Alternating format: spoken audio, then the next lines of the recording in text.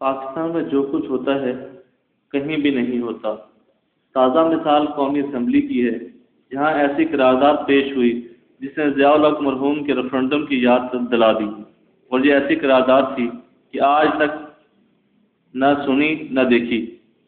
بظاہر عنوان یہ تھا کہ یہ قرارداد جمہوریت کے حق میں ہے، اور بے حد و حساب مزید مزیدار بات، کیا دنیا میں کوئی ایسی اسمبلی بھی ہے جو جمہوریت کے خلاف قرارداد پاس کرتی ہو؟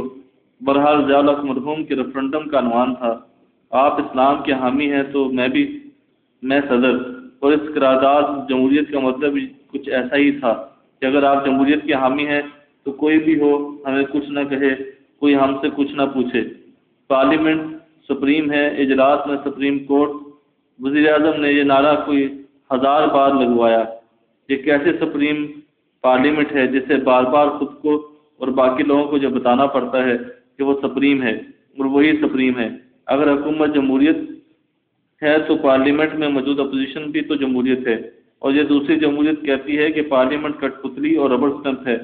دونوں جمہوریتوں کے نعرے یکجا کریں تو خلاصہ کچھ یوں نکلے گا کہ کٹ پتلی، ربڑ اسٹمپ اور سپریم پارلیمنٹ۔ اور اس کہانی کا خلاصہ کوئی چاہے تو یوں نکال سکتا ہے کہ جو ربڑ اسٹمپ ہے وہی سپریم ہے۔ وزیر اعظم کی تقریر سے ایسا تاثر بھی لوگوں نے لیا گویا حکومت خود کو مستحکم کرنے کے لیے ٹریڈ یونین بنا رہی ہے۔ فرمایا دوسرے ادارے خود کو مستحکم کر رہے ہیں تو ہم کیوں نہ کریں؟ ادارے سے مراد الفاظ کی حد تک تو پارلیمنٹ ہے، لیکن اصل میں مراد حکومت ہی لگتی ہے۔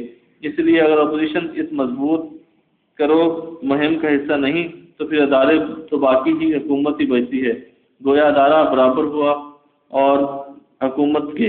اب اس پر سر سکھانے کی ضرورت نہیں۔ دوسرے ادارے نے خود کو مضبوط کیا تو کیسے کیا؟ کیا انہوں نے بھی قرارداد مضبوطی پاس کیا ہے؟ پارلیمنٹ کی قرارداد مضبوطی میں اپوزیشن واک آؤٹ کر گئی، یعنی آدھی مضبوطی تو واک آؤٹ کی نظر ہو گئی۔ وزیر اعظم صاحب صرف اس 50% گھاٹے پر بھی غور کریں اور اپنے ہمہ جہتی نتائج اور اثار کے حساب سے قرارداد مضبوطی ہے یا قرارداد نکاحت؟